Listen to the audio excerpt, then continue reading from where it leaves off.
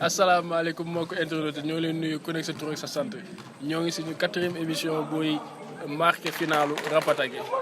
maa ngi sama ñaari expert yi tey Bombardier Ameth Dia na ngeen doon. ça va Abdoul salaamaaleykum mbokk internet yi ñoo ngi leen di nuyu di leen namm di leen wax jaa ngeen jëf ñu ngi tey jii ci finalu Rapataki final 2019 édition 2019 bi xam naa ci kanam tuuti ñu décortiquer ko ma bàyyi sama collègue Ameth moo. asalaamaaleykum Bombardier Abdoul na ngeen def bon ñu ngi nuyu ñëpp mbokk internet yi comme ni leen ko diggee woon rek ci rendez-vous final bi ñu ngi nii tey la tey quoi ñu comme ça ñu mën a finaliser en beauté xool li fi gën a am yëpp. kon sans pour autant tarder léegi ñu jàll si résumé final yi ak ambiance bi fi xewal.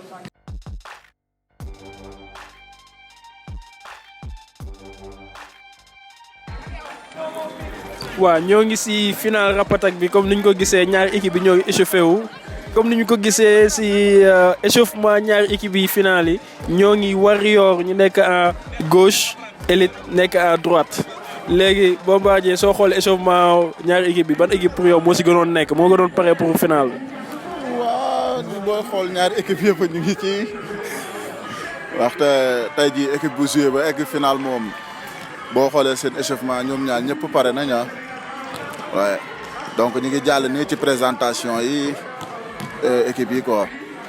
léegi comme lu ñu gisee présentation yi gis nañ Sénégal Néné Camara bon Téné ñëwul woon joué wul woon manqué woon nañ leen nag benn instant mais yeneen joueurs yëpp ñëw nañ Néné Camara moo ngi fi Léa moo ngi fi woon. waaw équipe la ñoo joué no compétition bi. du ñàkk léeg-léeg moom ay rëq-rëq ñoo xamante ne nii final peut-être dinañ gaañu wala ñu am empêchement mais n'empêche li ci ëpp ci équipe bi ñu ngi fi woon te li nga am rek loolu ngay duggee marché bon comme ñu ko gisee waa Elite ñoom tamit présentation bi ñoo ngi ci woon te gis nañu Elite aussi ay jeunes lañ donte expérience de sa tuuti mais ñoom ñëpp ay jeunes lañ. waaw Elite moom yàgg nañ ko wax bande d'amis la ñoom il fallait que ñu góorgóorlu ba ñëw fii comme que seen góor yi tamit ils ont fait la même chose et ils l'ont réussi donc moo tax ñoom tamit bett ñu daal li ñu wane ci tournoi bi yëpp mérité woon nañ ñëw final. waaw mais gis nañ coach AT kon moom léegi bàyyi na coach léegi présentateur la quoi léegi ñu jàll léegi si officiel bi. marraine bi gis nañ Assane Badji Tidiane Sow ñoom ñu ñëw nuyu mais tey sooy xoolee tey organisation mel ni foog naa bi mooy première fois mu am tey si Rapataki. waaw mën nañ ni Rapataki li ñuy wax rek dafay gën a jëm kanam léegi ndaxte tey ay. Assane Badji ay Tidiane Sow ñoom ñëpp ñi ngi fii nii donc ñu gis yi ñeneen ñi nga xam ne tamit tey peut-être daaw teewuma seen tour ma ne Ameth dina leen xam ñëpp présent nii nañ ko waxee woon rek tey autorité yaa ngi fi daal. waaw mooy ni ñu ko waxee rek gars yi ñëw nañ ay grand doye ñu ngi fi woon xam nga Ousmane Badji mi ngi fi woon di ma Ousmane Diatta am na benn édition boo xamante ne fii moom moo nekkoon parrain bi. ba mu mayoon fi gars yi xaalis foog naa boobu sax coose moo ko gañe woon donc gars yi jàpp ci nawetaan bi la. kon léegi match bi démarré na comme ni ñu ko gisee première action Elite aussi ñoom ñoo ouvrir score bi si saa si mayuñu gars yi dara. waaw mooy ni ñu ko waxee rek moom ñoom lañ yàgg a def dañuy ñëw dal seen kaw ñoo leen gën a féete xale xam nga ñoo leen gën a nekk ci forme loolu la ñuy ñëw dëggal te loolu lañ def bi match bi tàmbalee. léegi tey suñuy xool aussi sooy xool match bi serré woon na par rapport ak Warrior yeneen match yëpp da doon jaar ci kaw équipe bi kon ñaari équipe yi kon il se valent. waaw booy xool ni final la kon donc ñaari équipe yi meilleure équipe yi ñooy nekk fii foo jaar moom opposition ku ci nekk da ngay bëgg a jël final bi tamit malgré tout c'est la fête mais en plus on joue du basket. bon comme ni ñu ko gisee match yu bëri ballon yu bëri transition la en général équipe yi début match bi bizarrement teguñu système bu bëri transition la ak xeex te surtout xeex si suuf amoon na comme est-ce que waa Warrior aussi te manqué wu leen parce que sooy xool pivot Elite bi benn instant dafa imposé wu carrément ci kaw waa Warrior. waaw booy xool presque seen panier yëpp moom moo ko dugal en plus ñoom dañoo joué ak moom donc. boo xoolee ñu ngi joué ak intelligence commune ndaxte boo xoolee moom la ñuy jox bal yëpp ci raquette bi pour mu def différence à chaque fois bu jotee bal bi day dugal soit mu am faute wala mu am plus la faute. kon mun nañ ne Warrior dañu amoon problème taille loolu moo leen sonal. waaw effectivement loolu la nag problème taille lañ amoon parce que seen pivot bi Mami nekk fi woon donc apparemment ay ailier kese ñoo nekkoon si biir terrain bi donc tamit élite tamit dafa xam faay boobu moom la utiliser parce que di jouer loo pivot et loolu créé na ay difficultés yu bëree bëri. mais gis nañu benn instant Warrior dañoo ñëw jël leen ci kaw xam nañu ne ñoo leen gën a nekk ay naama donc ñoo leen dàq daw ñoo leen gën a gaaw. waaw loolu la mooy li ñuy wax rek doo ma mën ci biir mën ci biti comme que moom dama leen ci biir li ñu mën a def mooy génn xoj leen ci kaw tamit mën a utiliser ñoom seen petite taille yi ñu am mën a jouer rapidement pour gagner score bi. mais tey gis nañ ñaari équipe yëpp sooy xool seen joueur phare yi ñëpp presque ñoom ñëpp Mbour lañ jógee Yaama moo ngi fi Néné Camara Tene aussi Mbour la jógee. waaw comme dama koy waxee à chaque fois rek Mbour qualité yaa ngi fekk yooyu mais tey jii booy xool ci championnat national bi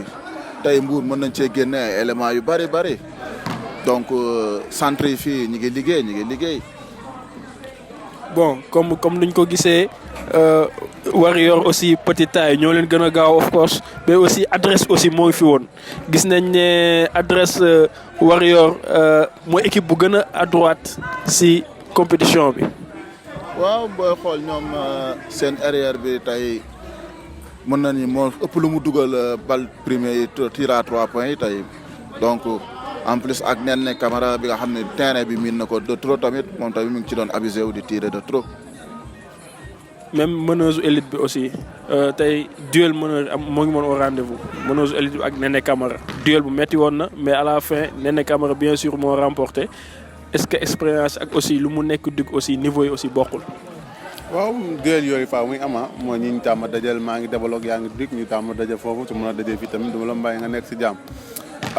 Saly Néné gis nañ ko tey nekkoon na au rendez-vous peut-être du expérience mais tàmm jouer final yi tàmm exprimer wu ci public ba pare Néné nekk ci public am après un peu de baraka rek bon différence bi foofu ça fait sentir. léegi ñu jàll si mi-temps yi comme en général équipe Mbour suñu paree entraîné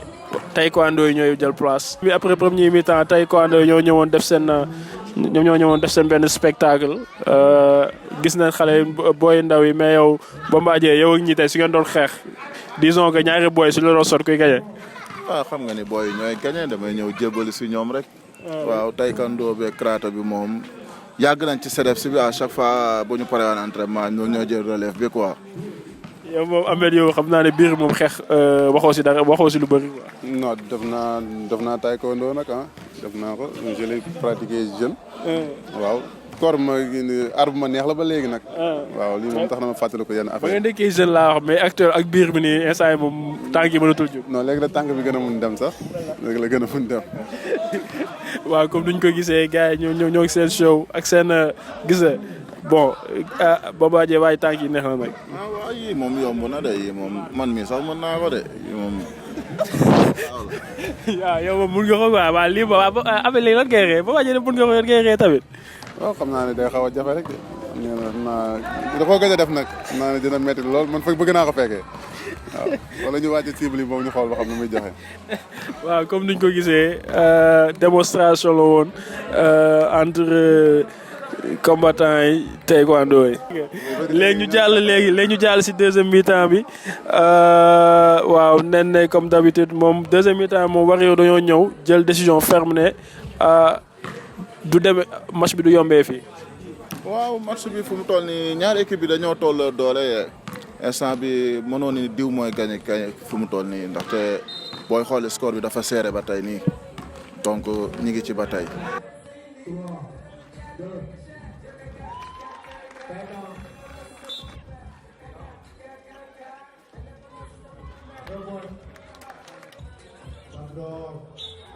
waaw léegi comme ni ñu ko gisee aussi comme lu ñu waxoon premier mi-temps bi rek problème de taille moo tax pivot élite bi chaque fois mooy provoquer faute yi te soo ko fautee aussi elle est à droite si lancer franc day dugal ay lancer franc. waaw loolu moo doon loolu mooy li mu waroon def franchement loolu moo doon meilleur atome utiliser taille am équipe am tamit utiliser taille am utiliser pivot bi mu am mi ngi leen di fërloo mi ngi dugal ay points il pouvait pas rêver mieux. bon waaw comme niñ ko gisee défense bi metti woon na côté élite parce que xam nañ ne waa Warrior dañoo jub loxo à longue distance ñu jël leen ci kaw. waaw moo tax tey boo xool tamit seen défense bi booy xool yéegal nañ ko ci kaw ndaxte instant bi ñoom dañuy tirer nu leen neexee nii malgré seen taille la ñuy jouer xam nga dañoo gàtt en plus amuñu pivot moo tax ñu ngi tirer ci biti ñii tamit dañ leen di pousser pour ñu tirer ci condition bi nga xam ni mooy gënu si ñoom pour ñu mën a récupérer balle yi ndaxte seen pivot bi day jël rebond yëpp en plus elle joue en courte tamit. waaw comme niñ ko gisee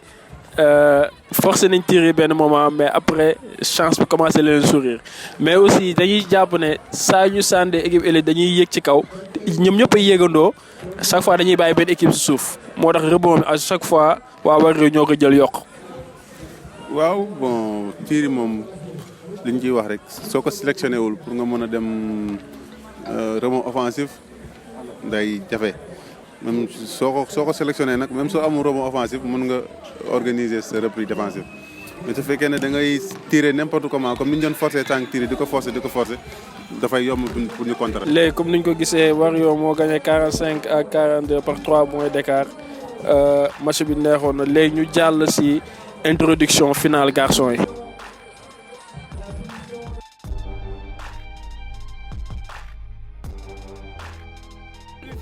final yëpp dañ koy préparé comme ni mu waree amul ñoo dëkk Dakar amul dara day dem ba mu jeex tak wane woon na leen final fële bopp wane war la même chose dem mën dem doole wane une équipe ayow benn élite 1 2 3 1 2 3 1 2 3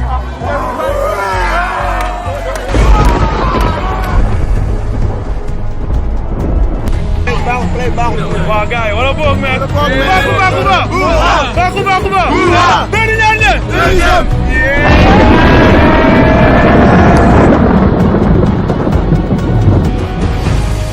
voilà comme niñ ko gisee gis ngeen ambiance maanaam vidéo bu introduire final bi Baba Dieng. waaw vidéo bi nice na ñu ngi ci final bi waaw instant bi tey la bésu vérité ah. li ko mbër yi waxee rek lu waaye doon jaay tey mu lamb ñu ngi ci final bi. waaw la grande finale ñaari équipe Dakar yi élite ak jël dem bon jël dem est-ce que bii pas dañuy jël dem wala kon dañuy dem mais fii lañ koy baax. ah en tout cas gars yi wax nañ leen ko de nee nañ leen amul équipe bu Dakar amul dara dañuy door dañuy jaar seen kaw donc nag ñoom ñooy détenteur du titre. tey ñoom ñoo war a ñëw wane seen bopp xam nga wane ne ñoom dañ koy jëlaat ko. waaw comme ni ñu ko gisee DAGE ministre des infrastructures terrestres Abdou Ahad Sarr moom moo nekk fii di discours ñu déglu discours am tuuti. ngeen réunir ñu ñëpp recevoir waxtaan les projets que nous avons développement de ce sport là parce que potentiel bi nekk fii à Mbour parce que pour ñu jël seen loxo jàppale leen. Maa ngi mën a présenter dignement pour au niveau national pourquoi pas même international donc vraiment je voudrais juste dire que match bu njëkk bi fii mooy féliciter l'équipe vraiment des vainqueurs encourager également ceux qui ont perdu di leen loolu mooy sport en sport on gagne ou on apprend da ngay gagné beneen bi bu nga gagné nga jàng lu tax nga def ko fenn vraiment j'encourage les filles ñi gagné gën a góorgóorlu ñi gagné également déwén ñu ñëw final gagné ko incha allah di féliciter également mes amis mes jeunes frères qui sont là vraiment ak ñeneen ñi mais wax ni vraiment bu fekk loo xam ne service public la parce que sport intérêt général la yéen nag ngeen ko gàddu vous avez porté ce projet là je voulais tout de suite vous réitérer mon engagement à vous accompagner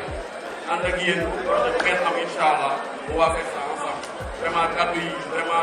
kaddu jàpp la parce que pour am na ay ñu bëri ñoo xam ne waroon nañ fi ñëw mais vous avez changement pour des personnes vraiment maa ngi man ak ñi ma àndal ñëpp nga xam ni c'est des amis c'est des proches c'est la famille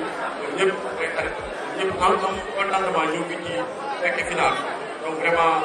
je voudrais avant personne yi commencer de demander vraiment de faire l'esprit de sport. Tout se déroule dans une très bonne ambiance et que le meilleur gagne. Merci beaucoup. comme ni ñu ko gisee Dage Abdou Ahad Sarr def na discours am léegi ñoo ngi présentation joueurs yi ak officiels yi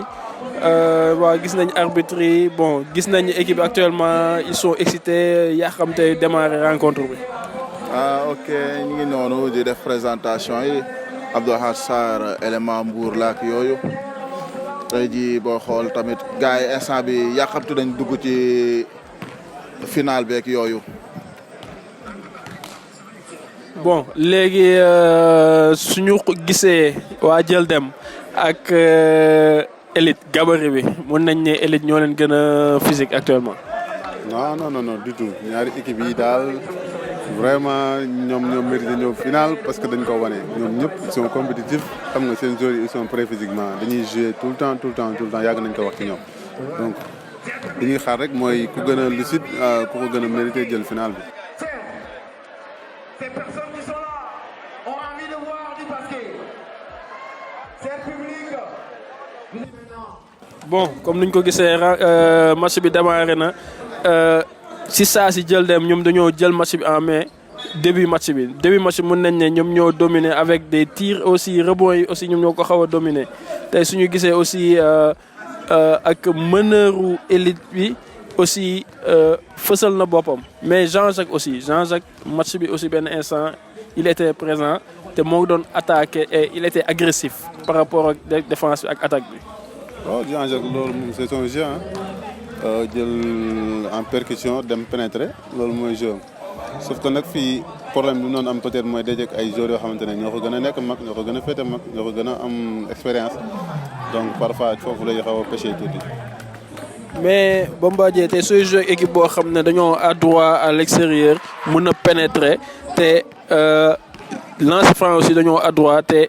même attaquer ay espace aussi ils sont très efficaces ban défense ngay appliquer tey. waaw tey li ngay wax noonu tey loolu mën naa ne mooy basket loolu pour nga défendre ko dina doon loo xamante ni day difficile ndaxte équipe bu mën a sànni boo ko zoné mën a dugg en plus nga zone ko day dem boo ko jëlee waay sa waay en plus dina doon loo xamante ni day difficile daal pour nga défendre ko. waaw comme niñ ko gisee rebond yi aussi xeex bi match bi disons que xeex la woon amoon na benn règlement de compte bu si amoon aussi. waaw loola benn instant Malick Bachir mi ngi leen koy wax mu ne raquette bi tàng na jër boobu gars yi ñi pour nga dugg si biir problème la affaire yi tàngoon na neexoon na parce que lan la mooy yow yaay meilleur pivot fii man maay meilleur pivot fii donc ñoo daje final donc lépp duel la woon le fait que tamit Pape Moustapha ñëw nekk un international dafa yokk góob bi quoi xam nga comme tax na ñi nga xamante ne xam nañ ko xamuñu ko ñi nga xam ne mosuñu joué moom ñëpp ku nekk bëgg a défendre ci kawam def match sam ci kaw moom tamit mu bëgg a wane ne moom dafa mérité son statut. waaw comme niñ ko gisee Pape Moustapha moom tamit moom moo newoon clé du match moom sax moom mujjee jël MVP match bi waaw Pape Modou comme ni ñu ko gisee actuellement moo ngi en Algérie tey lan ngay wax tey si Pape Modou ak prestation bu mu def ak aussi étape bu bees bi mu ñëw par rapport si carrière am. waaw Pape Modou moom ku ko xam ni progression boo xam te ne bu gaaw la def te en plus durant année yëpp bi ngi prouvé au niveau du championnat te ku ko xam ni tamit moom dafa ñeme entraînement yi yooyu donc tey lii mu kii nii du loo xamante ni lu bees lay doon ci moom quoi.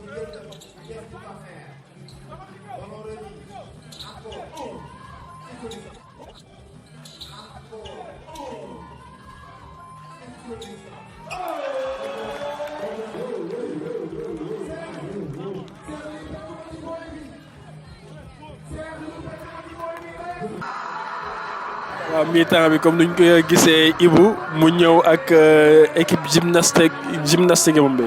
mais tey foog naa ne lii tey innovation la aussi parce que aussi sport la ñu wax sport aussi ànd naag gymnastique am na naag gymnastique mais tey suñu xoolee aussi waa ju nekk si tribune bi tamit moom moo ngi mel ni moom moo ngi si biir moom. waaw waa ji de instant bi dama naan dafa gëj a def sport moom ndaxte instant bi topp na gym bi à 100% te mouvement yi Ibou yi def yëpp. malgré spectateur la ma nga taxaw ci kaw moom tamit di leen suivre bu baax xool ko cëppi bi bu métti. Amel est-ce que waa ji déggu seen koñ. waa ji xam nga moo ko sax ci sirab tamit waaw est-ce que ànd ak waa Dakar yi moom ne moom bon lii la nag booy supporter da nga ñëw pour défouler wu bon amuñ dara luñ koy wax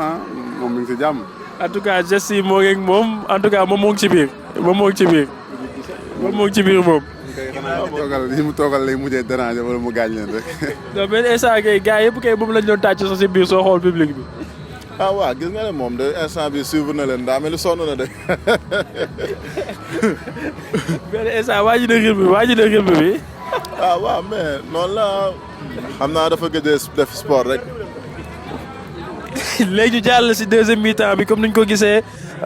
deuxième mi-temps bi Elite ñoo ñëw gën a nekk si match bi gën ko bëgg parce que dañu xool premier mi-temps bi waa jël dem dañoo ñëwoon ab benn arñi di tëkkonteeg gars yi bu baax a baax. waaw boo xoolee ni Elite dafa ñëw gën a lucide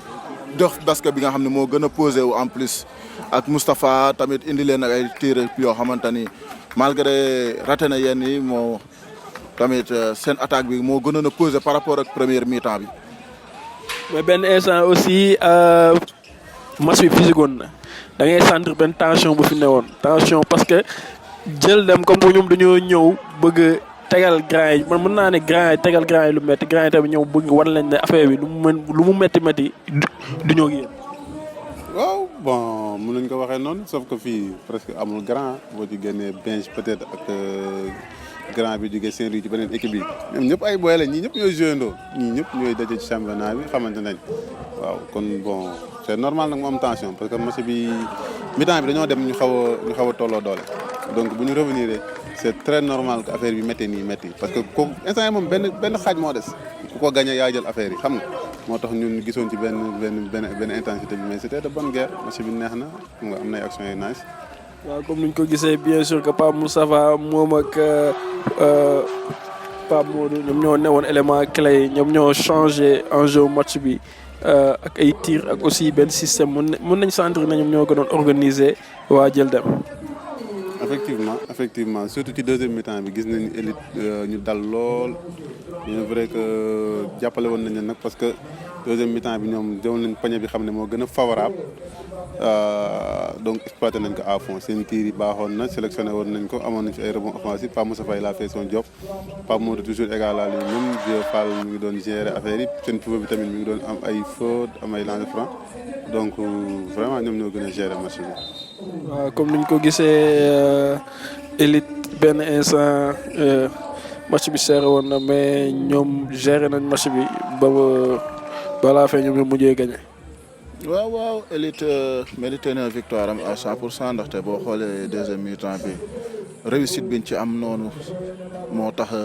ñu gagné ko ndaxte li ñu dugg ci 3 points bari na en plus au niveau défense dañoo défendre carrément donc félicitations à Elite. comme ni ñu ko gisee 8 points d'écart pour Elite 52 à 44 Pape Moustapha moo newoon MVP match bi te moo nekk aussi MVP. waaw MVP bi gis na ko parce que fii la jógee après mu gagné le titre de roi donc ñu koy féliciter 2 fois rek. kon mun nañu wax ne kon Rapatek ñoom ñooy formé MVP roi ak coupe du Sénégal. waaw mën nañu si la bokk waaw ndaxte bi mu defee performance bi si semaine ba ca tegu ci lañ ko nommé même tamit roi basket consécutif maanaam ci 2 ans yi. bon mun nañ gis ne Camara moom moo jël MVP ak aussi suñu caméraman bi Ibra ak suñu logo bi moom l'infatigable. waaw Ibra moom toujours égal à lui-même rek. waaw di ko jaajëfal rek. waaw ni ko image nice na. bon ñu gis aussi Moustapha aussi remettre Assane Badji moo ko remettre aussi MVP bi.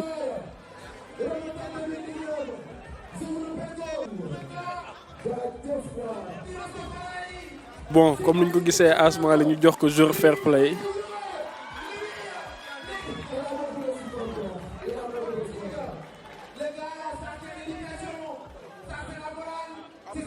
comme ni ngeen ko gisee final bi ambiance moo ngi fi woon autorités yi ñëpp ñëwoon nañ. Bombardier sa première impression par rapport résultat bi 100% Dakar bi ak aussi ambiance bu amoon ci jour final ba rek. waaw comme ni ñuy waxee à chaque fois rek li naan final fête la tey jii final bi prouvé na ko ni fête la ndaxte ambiance am na fi basket am na fi te tey jii boo xoolee public bi ñëpp kontaan nañ donc 100% satisfaction lañ ci am. côté organisation am na. en général final mel ni foog naa c'est la première fois mu am te suñu gisee entrée équipe bi ak aussi podium bi en fait spectacle baa ngi fi woon. waaw loolu mooy li ama day gën a neex te noonu lañ ko préparé effectivement parce que Rapatak bi ñu koy def ak léegi yàgg na ñu ngi commencé dem expérience ñu ngi commencé di persévérer xam nga organisation bi ñu ngi gën a jaar yoon gis nañ autorité bi ñu defal leen benn strate xam nga ñu nekk benn coin isolé teewul lépp nice ku nekk fi nga war a nekk amul ay cambal dugg génn donc ñu ngi félicité équipe bi quoi équipe bi organisé affaire yi. kon tey su ñu doon bàyyi seen dernier mot par rapport ak organisation bi yëpp par rapport ak déroulement tournoi bi te lan nga si gën a jàpp ak lan ngay ñaaxaat ñu organiser tournoi. bon li ma ci gën a jàpp mooy ci final bi tey gis naa ci quelques doomu Mbour yoo xamante ni musuma leen a gis si milieu basket tey seen déplacement mu tax mu ñëw malgré ci milieu politique lañ ne mu jaral leen ba ñu ñëw tey di leen lancer appel rek ni leen nañ gën a ñëw jege. malgré tournoi bi équipe bi nekk biir Mbour ñu gën a jàppale équipe bu Mbour yi seen présence dañ koy soxla malgré doomu Mbour lañ ñu gën a ñëw jàpp ci équipe bi nga xam ni Mbour am na équipe boo xam te ni mooy équipe leader bi fi ne pour l'instant muy Mbour basket ñu ñëw investir ci carrément ndaxte doomu dëkk bi lañ donc dañoo war a ñëw taxawal dëkk bi bu këy man seen présence ça m'a surpris surtout kenn ki nga xam ne comme monsieur Sarr gis nañ ko fii tey ay anciens basketteurs yoo xamante ne tamit ñëw nañ fi donc ñu gën leen a woo daal ñu gën a ñëw jàpp ci basketu Mbour. Ahmed. waaw mooy comme ni ñu ko waxee woon nawetaan yi moom mooy na activité phare bi demee fii nii ci vacances yi te yaakaar naa li fi jot a am yëpp wane na ko final bi gars yi ils ont répondu présent parce que c'est normal. nee na li ma la wax sànq yàgg nañ di ci persévérer léegi vraiment ñu ngi ci beneen level même bu nekkee nawetaan la gis nañ sax ay internationaux yoo xamante ne ñoom lañu fi bokk fii benn équipe am na boo xamante international ci góor ñi donc loolu lu baax la ñu ngi ko waxee tamit autorités yi ñoom Ousmane Diatta gars yoo xam ne gëjoon ñu ngi ci basket bi donc tey loolu lu ñuy kontaanee moom lay doon quoi donc di wax gars yi rek ñu gën a yokku de toute façon xam nañ ne day gën a baax ñun ñëpp ñu jàpp si bii di ñëw mooy dàq waaw comme ni ngeen ko gisee yéen ñëpp Rapatak bi ren neexoon na trop gàcce ngaa la ma si organisateur yi muy waa Mbour basket ak yenn membre yu ñëw yoo xam ne basket la leen tax a jóg organisation neexul métti woon na trop soutien bi aussi xaw nañ see gis ñeen yi mais ñoo ngi laajaat aussi ñoo ngi ñaaxaat autorités yi ak aussi chef d'entreprise yëpp ñu ñëw gën a see jàpp parce que événement yu mel nii loolu mooy dundal basket loolu mooy dundal Mbour te loolu mooy dundal jeunesse Mbour donc encore une fois de plus félicitations et Basketball News Update chaque Rapatak buy amati dañ leen accompagner comme nuñ ko defee année bi.